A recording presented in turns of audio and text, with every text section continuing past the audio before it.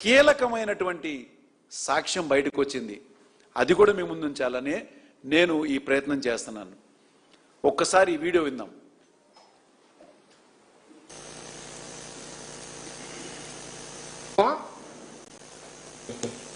ఇప్పుడు సాయి కృష్ణ మీరు ప్రేమించుకున్న మాట వాస్తవమా? వాస్తవం. మీ పేరెంట్స్ ఒప్పుకోలేదా? లేదు, ఇంట్లో వాళ్ళు ఒప్పుకోలేదు, మా వాళ్ళు ఒప్పుకోలేదు. ఓకే, ఇంకా అప్పటి నుంచి మీరు ఇంకా ఫ్రెండ్స్ గా ఉన్నారు? ఫ్రెండ్స్ లాగా ఉన్నాం అంతే. ఈ వాయిస్ ఎవరిదో కాదు, సాయి కృష్ణ వాళ్ళ స్వయాన మరదలు. అమ్మాయి పేరు రాజేశ్వరి. ఆమె ఈ మధ్యకాలంలో వస్తున్నటువంటి అనేక ప్రభుత్వం చేస్తున్నటువంటి తప్పుడు ప్రచారాలు, అంటే ఇక్కడ ప్రభుత్వం ఎందుకు అంటున్నానంటే వాళ్ళు చేసినటువంటి తప్పును కప్పిపుచ్చుకోవడానికి ఇతని మీద పోక్సో కేసు ఉంది, రేప్ కేసు ఉందని అన్నది. ఆ రేప్ కేసుకు సంబంధించినటువంటి కేసులో ప్రస్తుతం మనకి తెలిసినటువంటి వ్యక్తి రాజేశ్వరి, తనని ఇన్ని రోజులు ఆవిడ భయపడినా ఇవాళ జరిగిన సంఘటనలను చూసి ఒక యూట్యూబర్కి ఆవిడ ఇచ్చిన ఇంటర్వ్యూలో చాలా స్పష్టంగా చెప్పింది. ఏమని? సాయికృష్ణ నేను ఇద్దరం ప్రేమించుకున్నాము, వాళ్ళ ఇంట్లో మా ఇంట్లో ఒప్పుకోలేదు. మరి తర్వాత దానికి కేసు పరంగా ఎలా మారిందో కూడా తన మాటల్లో విందాం మనం. మొత్తం 2 days తిప్పారు మా ఇంట్లో ఇన్ఫర్మేషన్ చెప్పకుండా నేను దొరికితే. తర్వాత రోజు ఇంక నేనేం చెప్పట్లేదు, ఏం తినట్లేదు అని చెప్పేసి నన్ను హాస్పిటల్కి పంపించారు. నన్ను హాస్పిటల్ పంపిస్తే లేదు, ఫుడ్ తినట్లేదు కదా, నీరసం అయిపోయిందని చెప్పారు. అయితే ఫుడ్ తిను, నేను పంపించేస్తామన్నారు. లేదు నేను తిన్ను, నన్ను 6 rounds తీసుకెళ్ళండి, నేను అక్కడ మాట్లాడతాను, లేకపోతే కోర్టులో ప్రొడ్యూస్ చేయండి, ఎఫ్ఐఆర్ పెట్టుకోను అని చెప్పాను. చెప్తే లేదు తీసుకెళ్ళమన్నారు. తీసుకెళ్ళకపోతే తిన్నా అన్నాను. తిన్నంటే అప్పుడు మా మమ్మీ వాళ్ళకి కాల్ చేసి 6 rounds పిలిపించారు. పిలిపించి ఈ 2 days వీళ్ళ దగ్గర ఉంచుకుంది కూడా అతనితో ఉన్నట్టు మా డాడీకి కాల్ చేసి చెప్పారు. 4-5 days నుంచి తనతో ఉంది, ఒక రూమ్ లో 2 మంది అబ్బాయిలు ఉన్నారు,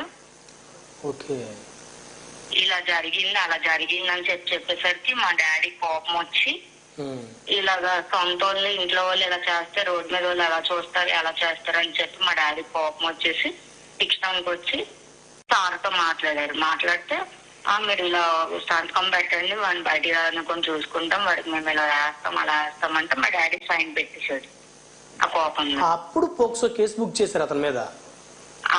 ఇప్పుడు ఆ కేసు విషయాలు ఏమన్నారంటే అతను ఈ విధంగా చేయడంతో వాళ్ళ పేరెంట్స్ సూసైడ్ చేసుకొని చచ్చిపోయాడు అనేటువంటిది ఒక ఆరోపణ. డాడీకి హెల్త్ బాగోక ఒక 4 years బ్యాక్ చనిపోయారు. అవునా? నేను చూస్తున్నాను ఇన్స్టాగ్రామ్ లో.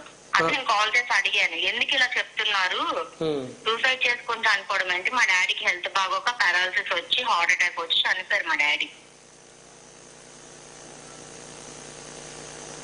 విన్నారు కదండి, వాళ్ళిద్దరూ బావామరదళ్ళు అవటం, మైనర్గా ఉన్నారు కాబట్టి అప్పుడు పోలీసుల దృష్టికి ఈ కేసు వాళ్ళ ఇంట్లో వాళ్ళు తీసుకెళ్తే దానికి పోలీసులు ఆ అమ్మాయిని కౌన్సిలింగ్ పేరుతో తీసుకెళ్ళి మా దగ్గర నుంచి వెళ్ళిపోయి 2 రోజుల పాటు ఇదే సాయికృష్ణతో అతని స్నేహితులతో రూమ్లో ఉంది అని చెప్పానంటే, తర్వాత తను మాట్లాడిన దానిలో మెడికల్ రిపోర్ట్స్ ఉన్నాయి, గవర్నమెంట్ హాస్పిటల్ పంపించారు, నిజంగా తన మీద ఏమైనా రేప్ అటెంప్ట్ అయిందా లేదా ఇవన్నిటిని కూడా కోర్టుకి సబ్మిట్ చేశారు.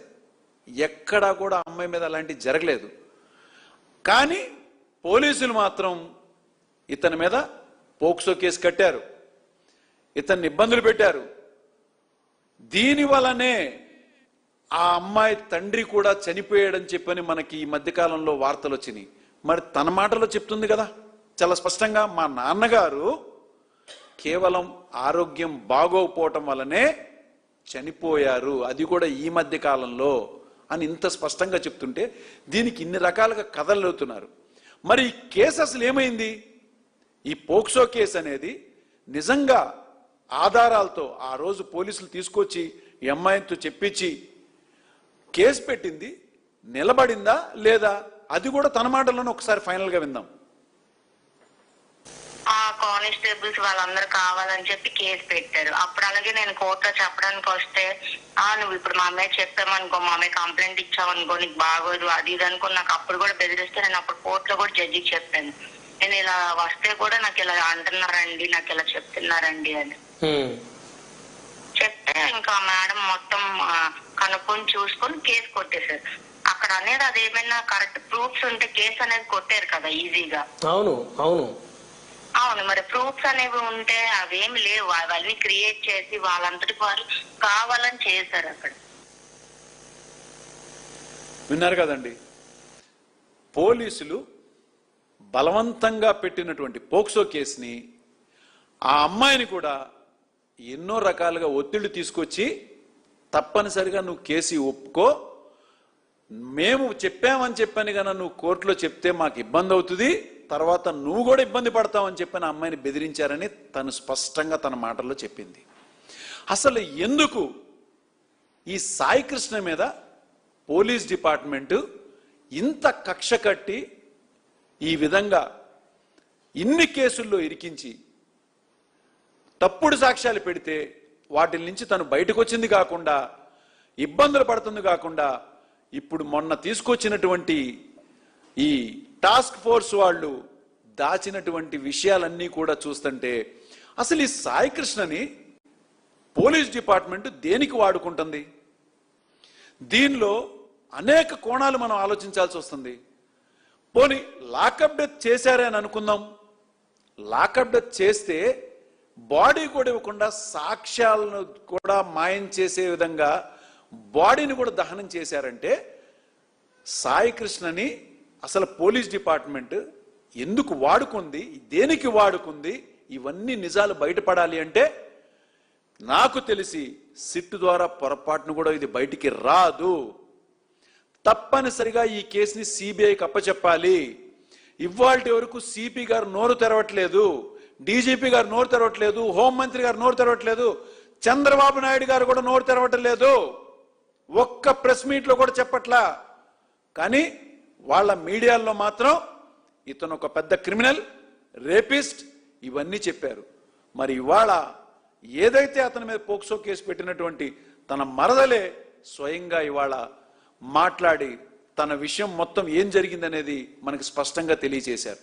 మరి ఈ విషయాన్ని ఒక దేశంలోనే చాలా భయపడే విధంగా పోలీస్ డిపార్ట్మెంట్ అంటే రక్షణ కలిగిస్తారు, మరి అలాంటి పోలీస్ డిపార్ట్మెంట్ సాక్ష్యాధారాల్ని మాయం చేసే విధంగా ఒక కేసుని చేశారు అంటే ఇది భయభ్రాంతులు గురి చేస్తున్నట్టు కదా. తను సాయి కృష్ణ ఎలా అయితే ఒక రౌడీ షీటర్ ఒక మర్డర్ కేసులో ఉన్నాడో, ఇవాళ తను చంపినటువంటి పోలీస్ డిపార్ట్మెంట్లో వాళ్ళు మరి ఎంత తక్కువ, వాళ్ళు కూడా రౌడీ షీటర్ కంటే ఎక్కువే కదా. సాక్ష్యాధారాలను కూడా మాయం చేసే దిశగా వెళ్ళారంటే ఎంతకన్నా పెద్ద నోటోరియస్ క్రిమినల్సే కదా. ఇవాళ సీసీటీవీ ఫుటేజెస్ని కూడా మాయం చేశారు. నేను చెప్పాను, ఈ కృష్ణలంక పోలీస్ స్టేషన్ సంబంధించినటువంటి సీసీటీవీ ఫుటేజెస్ మెయింటైన్ చేసేటువంటి ప్రైవేట్గా వ్యక్తి వెంకట్ రాజు వీళ్ళిద్దరినీ కూడా ఎన్నో రకాలుగా ఇబ్బందులు పెట్టారు. అది అవుట్ సోర్సింగ్లో ఉన్నటువంటి ఆ యొక్క టెక్నాలజీకి సంబంధించిన ఫుటేజెస్ది డిలీట్ చేయమని వాళ్ళని అనేక రకాలుగా ఇబ్బంది పెట్టారు. అట్లానే ఇతను చుట్టూ ఉన్నటువంటి కేసుల్ని చిత్రీకరించి తప్పుడు కేసులు పెట్టి వాళ్ళు చేసిన తప్పుని కప్పిపుచ్చుకునే ప్రయత్నం చేస్తుంది ప్రభుత్వం.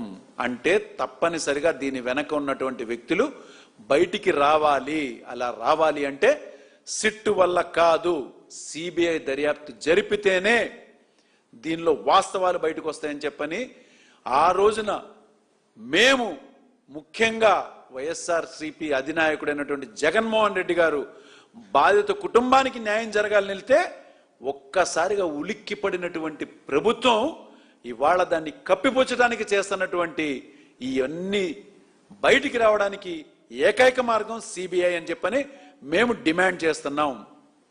దీని ద్వారానే దీని వెనకున్నటువంటి ఇంకా నాయకులు ఎవరు, డిపార్ట్మెంట్లో ఇంకెంతమంది ఉన్నారు, ఒక్క నాగరాజునే ఎందుకు అరెస్ట్ చేశారు, ఇవన్నీ కూడా వాస్తవాలు తెలియాల్సి ఉందని చెప్పనే మేము వైఎస్ఆర్ కాంగ్రెస్ పార్టీ మా నాయకుడు జగన్మోహన్ రెడ్డి గారు డిమాండ్ చేస్తున్నారు, సిబిఐకి అప్పచెప్తేనే ఈ కేసులో. చాలా ఆశ్చర్యకరమైనటువంటి విషయాలు కూడా వెలుగులోకి వస్తున్న విషయం మీకు అప్డేట్ చేద్దామని నా ఆలోచన.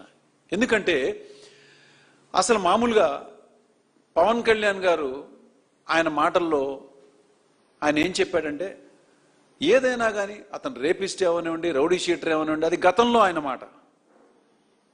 అది చట్టం, కోర్టులు ఇవన్నీ ఉన్నాయి, ఇవన్నీ శిక్షిస్తాయి, మనం తొందరపడి ఏమి అనకూడదని చెప్పని ఆయన గతంలో చెప్పి, కానీ మొన్న కాకినాడ మీటింగ్లో మాత్రం ఉన్నట్టుండి ఆయన ఒక్కసారిగా మాట మార్చేసి ఒక రౌడీ షీటర్ని, ఒక రేపిస్ట్ని నన్ను సపోర్ట్ చేయమంటారా? నేను ఎక్కడా కూడా క్రిమినల్స్ని ఎంకరేజ్ చేయను అని చెప్పని పబ్లిక్ ముందు ఆయన మాట్లాడే మాటలు చూస్తే ఎవరికన్నా ఏమనిపిస్తుంది అంటే, వాహ్, ఇతనేదో చాలా గ్రేట్ పొలిటీషియన్, చాలా ట్రాన్స్పరెన్సీ ఉన్నటువంటి వ్యక్తి అని ఆయన ఇచ్చేటువంటి కలర్ చూస్తే మనకు కూడా ఆశ్చర్యం వేస్తుంది. ఓ నిజమేనేమో అని చెప్పని. మరి దీని వెనక ఉన్నటువంటి నిజంగా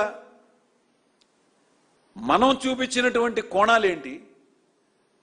ముఖ్యంగా మొదట రాంబాబు గారు నేను వాళ్ళ ఇంటికి వెళ్ళి పరామర్శించినప్పుడు అసలు ఎందుకు ఇది జరిగింది, ఎందుకు ఈ కేసు గురించి ఎక్కడా కూడా బయటికి రావట్లేదని చెప్పని, నెల రోజులు గడిచినా కూడా విషయం బయటికి తెలియలేదని చెప్పని ఆరా తీసి మెల్లిగా జగన్మోహన్ రెడ్డి గారి దగ్గరికి తీసుకెళ్ళినప్పుడు జగన్మోహన్ రెడ్డి గారు తప్పనిసరిగా ఈ కేసులో ఏదో తప్పుడు కోణం ఉంది, దీనిలో చాలా మంది పెద్దలు ఇన్వాల్వ్ అయి ఉన్నారు, ఒక కుటుంబానికి, బాధిత కుటుంబానికి న్యాయం జరగాలి, అసలు ఏమైంది అని చెప్పని ఆ కోణంలో ఆలోచించి మాట్లాడితే ఒక్కసారిగా పచ్చ మీడియా, వాళ్ళ అనుబంధ ఛానల్స్ అందరూ కూడా దీన్ని వేరే విధంగా చిత్రీకరించడం మొదలుపెట్టారు. ఏంటంటే అది అతను ఒక నోటోరియస్ క్రిమినల్, వయస్సుకు మించినటువంటి కేసులు అతని మీద ఉన్నాయి, అలాంటి వ్యక్తిని వైఎస్ఆర్ కాంగ్రెస్ పార్టీ భుజానేసుకుని దీన్ని తప్పుగా తీసుకెళ్తుంది, వీళ్ళు ఎప్పుడూ కూడా ఇలాంటి వ్యక్తుల్ని ప్రోత్సహిస్తారు, సంఘంలో ఇలాంటి వ్యక్తుల్ని మనం ప్రోత్సహించవచ్చా అని చెప్పని శుద్ధపూస మాటలన్నీ చెప్పుకుంటూ వచ్చారు. దానికి సాక్ష్యము, ఆధారము ఎక్కడా లేదు. కొన్ని సోషల్ మీడియాలో వదిలేశారు ఒక 25 కేసులు, అవి నిజమా అబద్ధమా అనేది కూడా లేదు. మరి దాన్ని ఛాలెంజ్ చేస్తూ ఆ సాయికృష్ణ వాళ్ళ పిన్ని, ఆవిడ హైకోర్టు అడ్వకేట్ కనకదుర్గ గారు చాలా స్పష్టంగా మీడియాకు కూడా తెలియజేసింది ఏంటంటే, ఈ కుర్రవాడి మీద ఉన్నటువంటి 13 కేసుల్లో 11 కేసులు తప్పుడు కేసులే, అవన్నిటి నుంచి ఇతన్ని అక్విట్ చేసేశారు. మరి తప్పుడు కేసులని అంత స్పష్టంగా తెలిసినప్పుడు ఉన్నాయి 2 కేసులు, మరి అయినా కూడా ఈ మీడియా ఎందుకు ఇతని మీద ఒక నేరస్తుడిగా కాకుండా ఒక రేపిస్ట్గా, అందులో పోక్సో కేసు ఉందని చెప్పని చాలా స్పష్టంగా చిత్రీకరించిన దాని మీదే ఇవాళ మనకు ఒక